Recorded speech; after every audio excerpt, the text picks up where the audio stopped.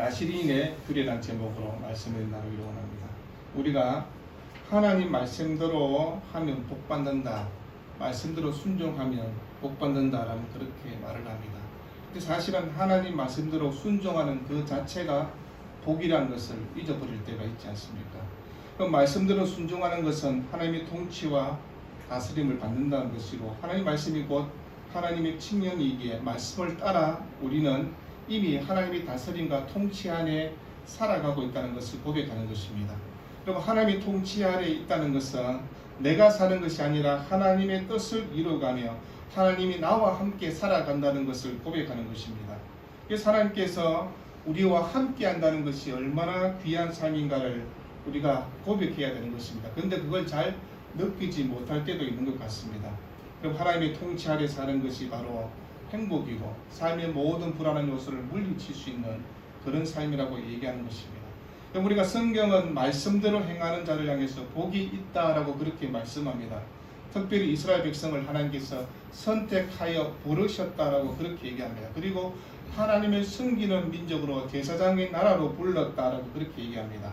그럼 출애굽한 이스라엘 백성들을 하나님께서 가장 먼저 하나님을 어떻게 예배해야 되는가를 가르치고, 그리고 특별히 이스라엘 많은 지파 중에 12지파 중에 4지파를 선택해서 하나님을 섬기는 지파로 그렇게 세움을 받도록 했습니다. 레위 자손 중에 30세에서 50세가 되면 의무적으로 하나님의 성막에서 하나님을 섬기며 봉사해야 하는 일들을 하도록 했고, 그러다 나이가 다 지나면, 그 나이가 50세가 떠나면 이제 그 일을 하지 않도록 했던 것들을 보게 됩니다.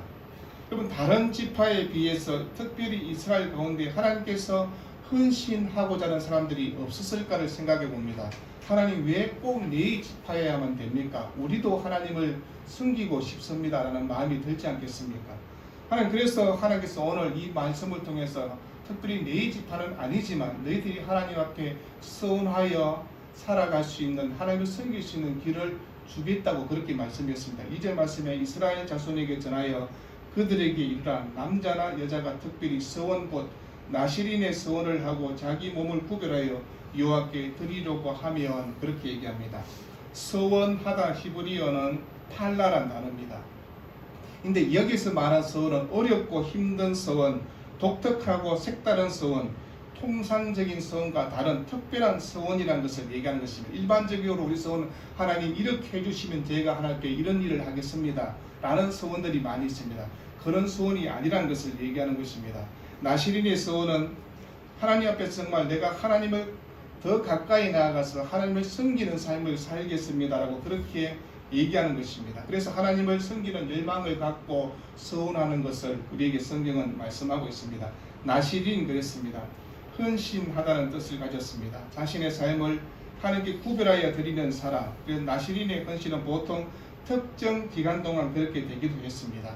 그래서 내가 예를 들어서 언제부터 언제까지 하나님을 섬기는 일을 해보고 싶습니다 라고 할 수도 있고, 근데 어떤 나시린은 하나님께서 특별히 선별하여서 평생 동안 나시린으로 살게 했던 것도 보지 않습니까?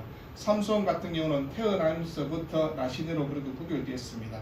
한나의 아들 또한 한나가 기도하면서 하나님 저에게 아들을 주시면 평생 동안 여호와께 삭도를 거입으려 되지 않고 나시린으로 살도록 하겠습니다라고 할 때 사무엘이 그러했음을 보게 됩니다.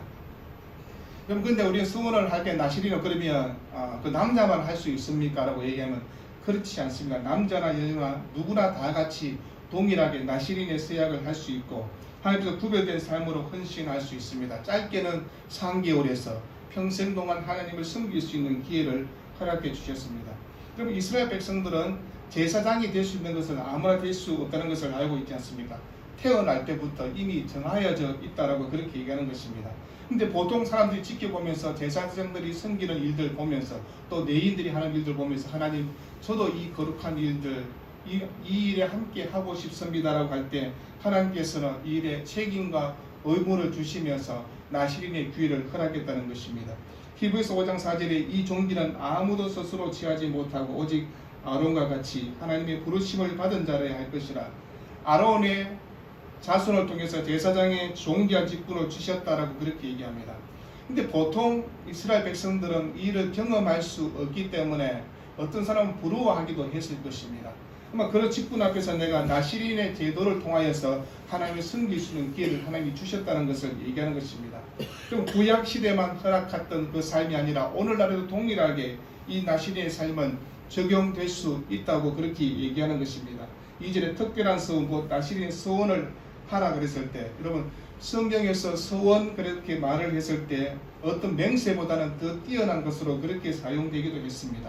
근데 특별한 맹세로서 우리의 삶을 구별해서 드리는 것을 얘기하는 것입니다. 흔히 서원은 조건적 서원이지 않습니까? 하나님 제게 아들을 주시면 제가 뭘 하겠습니다. 하나님 제가 어떤 것을 주시면 제게 건강을 회복시켜 주시면 주를 위해서 살겠습니다. 뭐 그런 서원들도 있을 것입니다. 그런데 그 서원 앞에서 우리가 어떤 서원을 살아야 되는가? 조건적 서원이 아닌 하나님에서 온전한 믿음으로 살아갈 서원들을 얘기하고 있습니다. 민수기 30장에 보면 서원의 의미들을 잘 설명하고 있습니다. 근데 서원을 하면 지켜야 된다라고 그렇게 말씀합니다. 민수기 30장 2절에 사람이 여호와께 서원하였거나 결심하고 서원하였으면 깨뜨리지 말고 그가 입으로 말한 대로 다 이행할 것이니라. 그러면 서원했을 때 흔히 두 가지 분류로 사람들을 나눠볼 수 있을 것입니다. 첫 번째 분류 사람들은 너무 쉽게 서원을 해버리고 쉽게 서원하다 보니까 그것을 지키지 못하고 그 서원을 깨뜨리는 경우가 있지 않습니까? 또 어떤 분류의 사람들은 평생을 신앙생활하면서 하나님 앞에 서원도 한번 하지 않고 살아가는 그런 분류의 사람도 있지 않습니까? 물론 성경은 서원에 대해서 항상 주의하라고 얘기합니다. 전도서 5장 5절에 서원하고 갚지 아니한 것보다 서원하지 아니한 것이 더 나음이 그렇게 얘기합니다. 예수님도 마태복음 5장 34절에서 산상수훈에서 이렇게 말씀합니다. 나는 너희에게 이르노니 도무지 맹세하지 말지니 하늘로도 하지 말라 땅으로도 하지 말라 오직 너희 말은 옳다 옳다 아니라 아니라 하고 그렇게 말씀하고 있습니다. 그럼 우리가 서운하고 맹세하지 말라는 뜻으로 이 말씀이 주어졌습니까? 라고 그러면 그렇지 않다는 것을 얘기하는 것입니다. 그럼 우리가 서운하고 맹세할 수 있지 않습니까? 하나님 위해서 충분히 그런 얘기를 할 수 있는 것입니다. 그런데 그 맹세 앞에 어떤 삶을 살아야 되는가를 얘기합니다. 하나님 아브라함에게 여호와의 사자가 하늘에서부터 두 번째 아브라함을 불러 이르되 여호와께서 이러시기를 내가 나를 가리켜 맹세하노니 내가 내게 큰 복을 주고 내 씨가 크게 번성하게 하리라. 신명기 6장에서도 네 하나님 여호와를 경외하며 그를 섬기며 그의 이름으로 맹세할 것이나 그리고 서원을 하고 하나님 앞에 살아갈 삶의 자리에 결단하고 맹세할 것을 우리에게 말씀하고 있지 않습니까? 물론 헛된 맹세나 잘못된 서원은 잘못이라고 얘기합니다. 그러나 하나님의 뜻을 이루어가는 일에 내 평생의 삶을 드리기로 진지하게 서원하고 맹세하는 것은 신앙의 삶에 유익함이 있다라고 그렇게 얘기하는 것입니다. 간혹 우리가 젊은 시절에 교회 안에서 부흥회 하면서 너무 감동받아가지고 손들고 서원하라 그럴 때 서원할 때가 있지 않겠습니까? 그런데 그 서원이 잠시적인 감정에 의해서 한 일이라면 그것은 다시 고쳐야 될 일이 될 것입니다. 그러나 하나님 우리에게 거룩한 부담감으로 주신 일들이 있지 않겠습니까? 그러면 하나님을 위해서 내가 3개월 동안 하나님 주신 나시린의 규례를 지키며 살겠습니다라고 그렇게 서원할 수 있고 평생을 어떤 믿음의 삶을 살겠다는 그런 서원도 할 수가 있지 않겠습니까? 하나님의 나라와 교회를 위해서 내가 이런 헌신을 드리겠다라는 삶을 살아가는 것입니다. 저희들 또래 신앙생활 했던 분들은 전부 다 교회를 위해서 열심히 살았던 사람이라고 얘기할 수 있다고 저는 장담합니다. 그러나 저희 후배들 아니면 우리 자녀들은 과연 하나님을 위해서 어떤 신앙의 삶을 살아갈까 이런 생각할 때마다 조금 가슴 아픈 마음을 갖습니다. 정말 주를 위해서 자기 목숨을 그리고 자기의 재물을 바치면서 사랑하고 헌신할 수 있을까? 지금 현재 형태로 보면 아마 그렇지 않을 것 같다는 그런 생각도 가질 때가 있습니다. 근데 여러분 나시린으로 구별되면 어떤 삶을 살아야 되는가? 성경은 크게 세 가지를 먼저 얘기하고 있습니다. 먼저 포도나무의 소산을 먹지 말라는 것입니다. 포도주로 된 초는 빵에 찍어 먹는 소스로 사용됐는데 눕기 2장 보면 식사할 때 보아스가 누스에게 이르되 이리로 와서 떡을 먹으면 네 떡 조각을 초에 찍어라 하므로 여러분 일반적인 용도로 먹는 것이지만 하나님 앞에서 구별된 삶으로 살겠다고 했던 나시린 경우는 포도주와 독주뿐만 아니라 포도즙, 생포도나 금포도까지도 먹지 말라고 그렇게 명령했습니다. 잠언 20장에서 포도주는 거만하게 하는 것이요 독주는 떠들게 하는 것이라 이에 미혹되는 자마다 지혜가 없느니라 그렇게 했습니다. 포도주나 독주에 취했을 때 지혜로운 판단을 할 수 없기 때문에 그래서 마시지 말고 먹지도 말라 그랬습니다.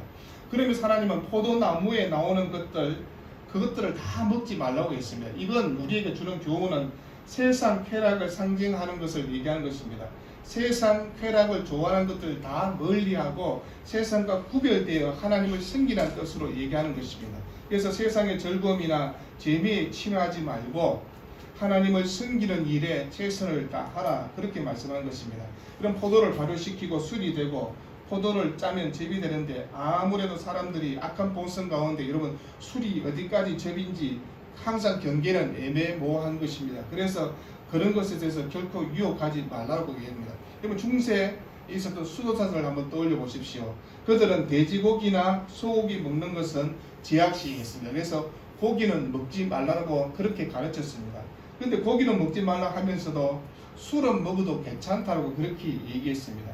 그럼 술 먹는 것은 괜찮다고 얘기하다 보니까 그 수도사들이 모인 곳에서 술 먹는 것 때문에 많은 문제가 일어났던 것이 중세 교회 역사에 얘기하고 있는 것을 보게 됩니다. 여러분 고기에는 절제를 보이면서 술은 과도하게 먹고 취하는 것이 옳은 것일까? 여러분 조금만 생각해 보시면 무엇이 더 경건한가를 충분히 생각할 수 있습니다. 과도한 욕심 이런 것들 멀리하는 건 좋은 일일 것입니다. 그런데 음주로 자기 몸을 더럽히는 것이 과연 옳은 것인가?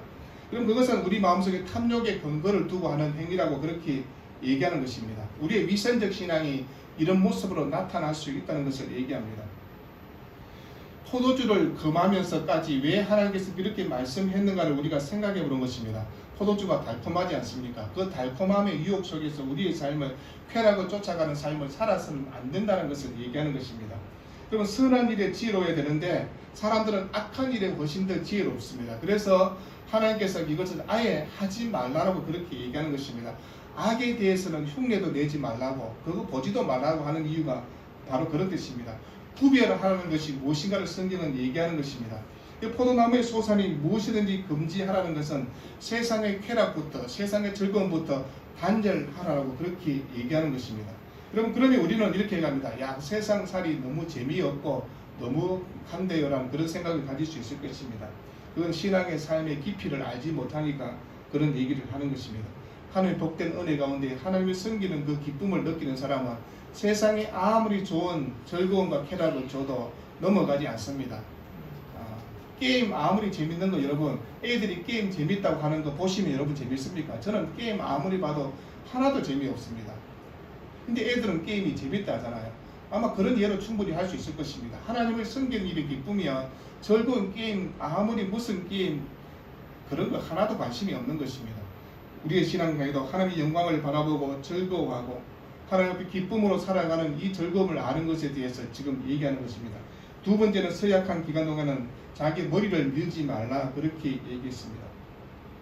왜 머리를 밀지 말라고 했을까요? 우리 눈에 보이는 표시로 우리 몸에 지금 얘기하는 것이 내가 하나님 앞에 서원하고 그 맹세했던 것들을 지키고 있는 삶을 살아가고 있다는 것을 보여주는 것입니다. 여러분 고대사에서 머리는 항상 주인을 의미했습니다. 그래서 이스라엘 사람들 보면 특히 유엔들 보면 지금도 머리를 계속 기르고 밀을 따고 수염을 이렇게 기르고 하는 것들을 보지 않습니까? 그럼 이런 고백은 하나님이 내 인생의 주인이라는 것을 고백하는 것입니다. 머리를 깎지 않는 것. 그러면 어떤 사람은 목사님 그러면 이제부터 그냥 우리 머리 안 잘라도 됩니까? 아니죠. 나시린의 규례를 얘기하면서 하나님께서 외적인 보이는 모습을 그렇게 하라고 얘기한 겁니다. 포도에 나온 것들을 먹지 말고 두 번째는 우리 머리에 나온 이 형식을 통하여서 하나님을 섬기라고 얘기하는 것입니다. 이런 서약할 때 남자나 여자나 동일하게 그 적용이 되고 있다는 것을 보지 않습니까? 그래서 우리의 말뿐만 아니라 행동으로도 그것이 증명되어야 된다고 얘기하는 것입니다.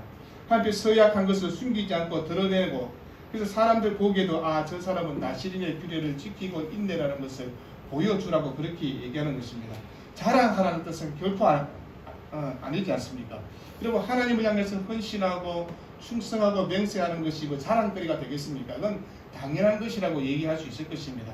그래서 머리를 자르지 않고 기르는 것 자체가 심오한 뜻은 아닙니다. 그렇지만 우리의 외적인 모습을 보여준다고 얘기하는 것입니다. 아하고서 팀원 사람은 수도사들이 자신의 독신 생활을 눈에 띄게 하려고 자기의 머리를 기르는 것은 마치 자신이 더 순결한 것을 드러내는 행동에 대해서 마귀의 장난처럼 보인다고 그렇게 경고하기도 했습니다.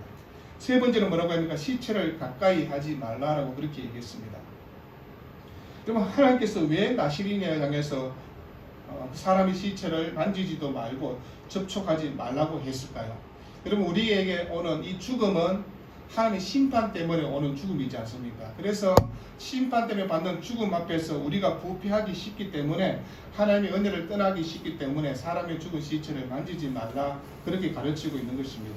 그러면 시체를 만진다는 것은 하나님 앞에서 부정하고 더러운 일로 여겨졌다는 것은, 우리가 이랬으니까 아니 내 부모가 돌아가셨는데 상을 당했는데 어떻게 해야 됩니까? 라고 질문할 때 성경은 7절과 8절에서 부모의 죽음 앞에서도 또 자기 자신의 어떤 사람들 앞에서 그 시체를 수습하는 일이 있다 할지라도 하지 말라고 그렇게 말하지 않습니까?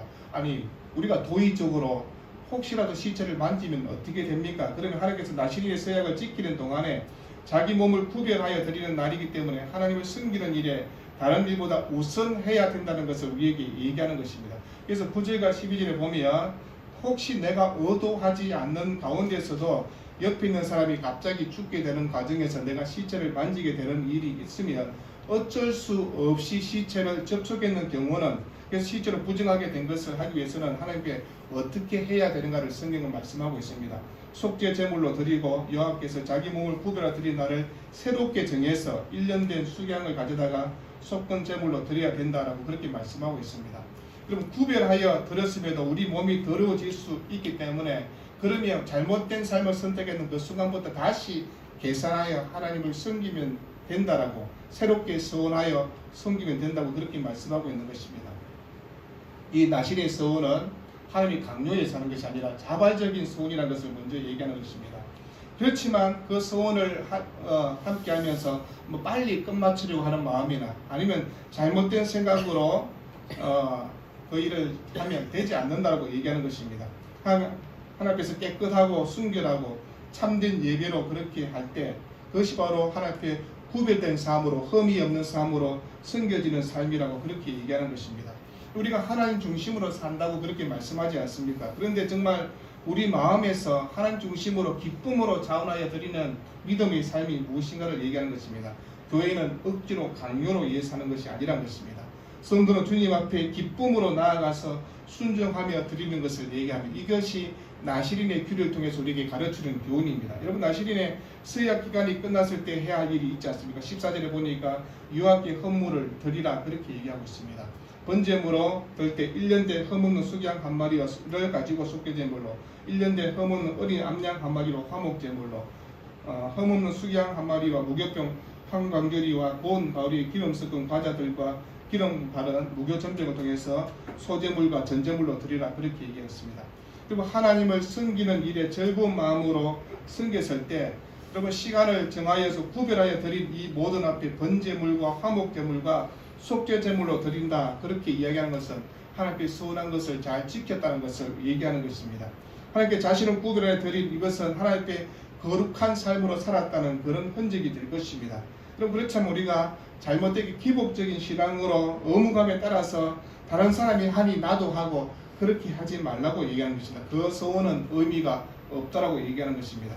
오직 하나님의 은혜를 깨닫는 자만이 구별하여 드리는 그 성경이 바로 감사의 서원이 될 것입니다. 16절에 왜 속죄제까지 드려야 하는가를 설명하고 있지 않습니까?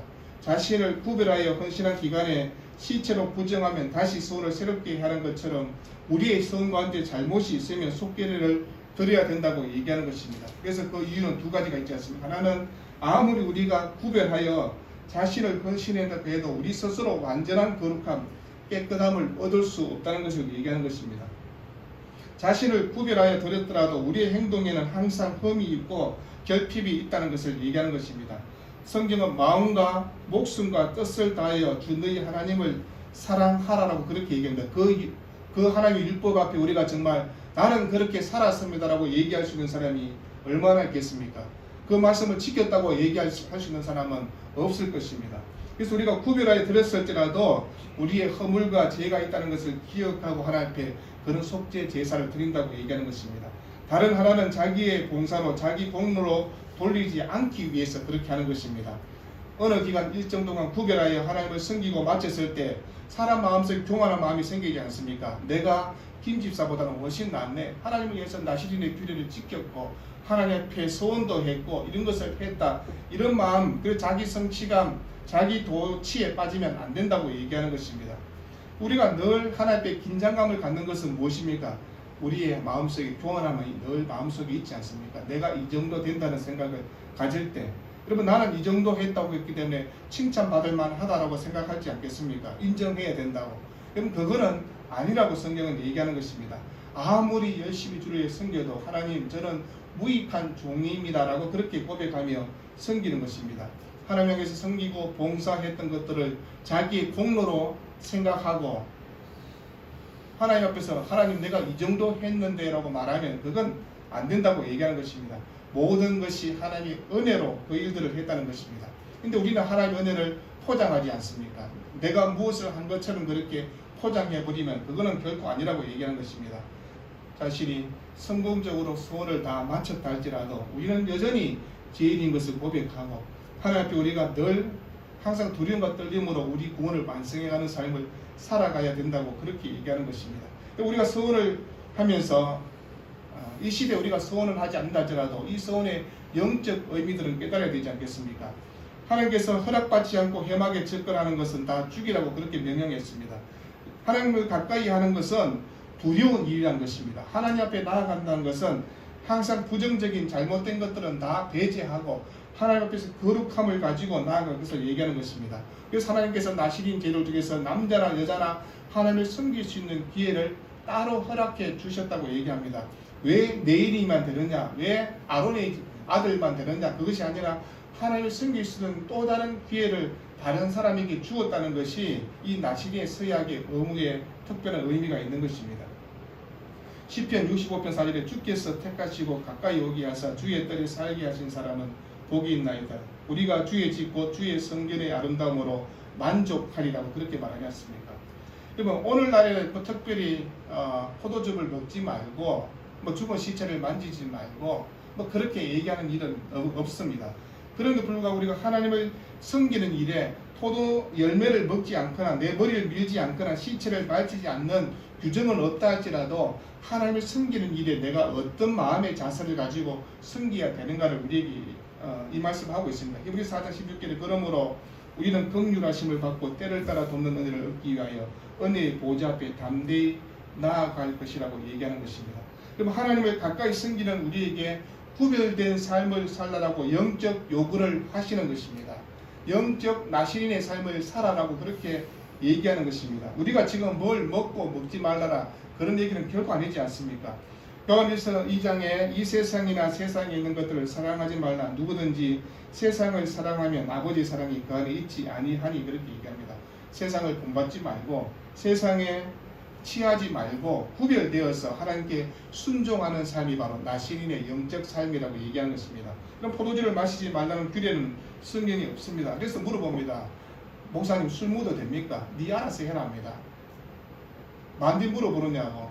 먹고 싶으면 먹는데 근데 자기들이 술을 먹고 통제가 되나요? 안 되지 않습니까? 술 먹고 나면 한 잔이 두 잔 되고 한 병이 되고 자신의 생각과 의지가 상실된 채 다른 행동을 할 수 있으니까 덕이 안 되니까 하지 말라고 그렇게 그 얘기를 하는 것입니다. 그러면 로마서에서 바울은 이렇게 갑니다. 낮에와 같이 단정히 행하고 방탕하거나 술 취하지 말며 음란하거나 호색하지 말며 다투거나 시기하지 말고 오직 주 예수 그리스도를 옷 입고 정욕을 위하여 육신의 일을 도모하지 말라 그렇게 합니다. 술에 취할 뿐만 아니라 육신의 욕망을 따라가는 탐닉하는 모든 것들을 다 버리라 그렇게 명령하지 않습니까? 여러분 우리가 살아가는 머리에 삭도를 베지 말라는 것은요 구별된 삶을 표시한다고 말씀을 드렸습니다. 우리 마음에 성령께서 함께하고 계시다는 성령의 인치심을 받았다면 구별된 성도로 살아갈 것을 거룩한 삶으로 살아갈 것을 요구하는 것입니다. 부정한 것을 만지지 말라는 그 행동 구별뿐만 아니라 우리 마음에서부터 나오는 모든 부정을 제거하는 죄와의 싸움을 계속해야 된다는 것을 말씀하는 것입니다. 그럼 하나님을 섬기는 삶이 바로 내 삶의 죄를 다 제거하고 거룩하게 사는 것, 세상보다 하나님을 더 사랑하고 살아가는 것을 우리에게 말씀하는 것입니다. 나시린이들이 일정 기간 동안 구별된 삶을 살았다면요, 성도는 하나님의 부르시면 그날부터 해서 우리의 죽음 그날까지 하나님을 바르게 섬겨 나가야 된다고, 거룩하게 살아야 된다고 그렇게 우리에게 요구하고 있는 것입니다. 우리가 하나님을 향해서 사랑한다고, 하나님을 향해서 헌신하겠다고, 충성하겠다고, 주님 맡긴 일들 감당하며 살겠습니다고 그렇게 어떤 나시린의 서약은 할 수 있을 것입니다. 그러나 정말 우리의 삶의 자리에서 어떤 삶을 살아왔는가를 되새겨봅니다. 여러분 2025년 어떻게 사신 것 같습니까? 정말 믿음으로 온전하게 헌신하며 하나님을 사랑하며 충성하며 헌신을 다했던 그런 삶이었을까요? 그렇다면 참 잘하였습니다. 그렇지만 그렇지 못한 부분이 있다면 새해를 다시 한번 결단하는 것입니다. 날마다 우리를 거룩하게 하시는 성령님의 도우심을 따라서 하나님의 은혜를 도움을 받아 날마다 하나님을 가까이 하면서 헌신된 믿음으로 섬기는 그런 신앙의 삶을 살아가라라고 그렇게 얘기하는 것입니다. 어떤 사람이 얘기합니다. 목사쯤 되면 어떤 서원을 하고, 아닙니다. 과거에 잘못된 가르침이 이런 것입니다. 우리 아들 하나님 목사로 세우기 위해서. 근데 부모가 서약하더라도 아들이 안 할 수 있잖아요. 근데 그 아들이 그 은혜 가운데 서약을 지키면 감사할 일이고, 그리고 우리의 삶의 자리에서 본인이 하는 것입니다. 내 아들은 내 아들이 할 것입니다. 저희 노예도 목사님 한 분 중에 아버지가 목사하라고 해가지고 그래서 목회를 쭉 하다가 나이가 그 50이 다 됐는데 이제 목사 못할 것 같습니다라고 얘기해서 왜요? 그러니까 우리 아버지가 시켜서 여기까지 왔는데 더 이상 나는 이제 우리 아버지 돌아가셨고 나는 못하겠다고 본인이 서운하는 것입니다. 아버지가 기도해도 여러분 우리의 신앙의 삶은 내가 하나님 앞에서 거룩하게 살고 결단하고 하며 영적 은혜 가운데 살아갈 것을 이 나시린의 규례를 생각하면서 살아가라고 얘기합니다. 그럼 2025년 참으로 은혜 가운데 잘 살아왔다면 참 감사할 일이고, 부족한 것 있다면 회개하되 새로운 한 해도 하나님을 위해서 거룩한 나시린의 규례를 기억하고 그렇게 살아가는 복된 신앙의 삶이 되기를 우리 주 이름으로 축원드립니다. 기도하겠습니다.